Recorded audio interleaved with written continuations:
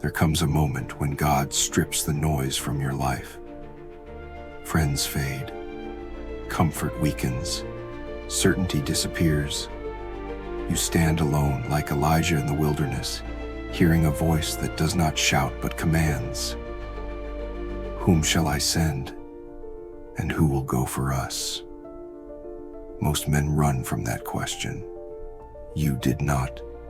You felt the weight of it in your bones. Not a call to comfort, but a call to obedience. Not a promise of ease, but a summons to war. The world offered you softness, but Scripture offered you truth. Be strong and courageous. Do not be afraid.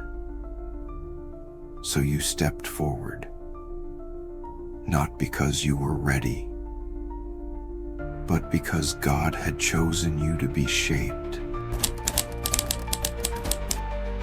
God never builds warriors in gardens.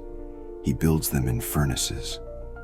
Like David before Goliath, you were sent into battles you did not choose.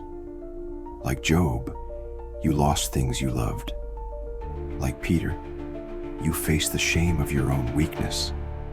The fire was not cruelty. It was craftsmanship. Every trial burned away arrogance. Every delay killed impatience. Every wound taught dependence on God, not self. For the Lord disciplines the one he loves. While others chased pleasure, you learned endurance. While others bowed to fear, you learned prayer. While others slept, you wrestled with God and refused to let go.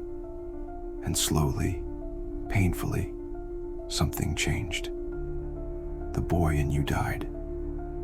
The warrior began to rise.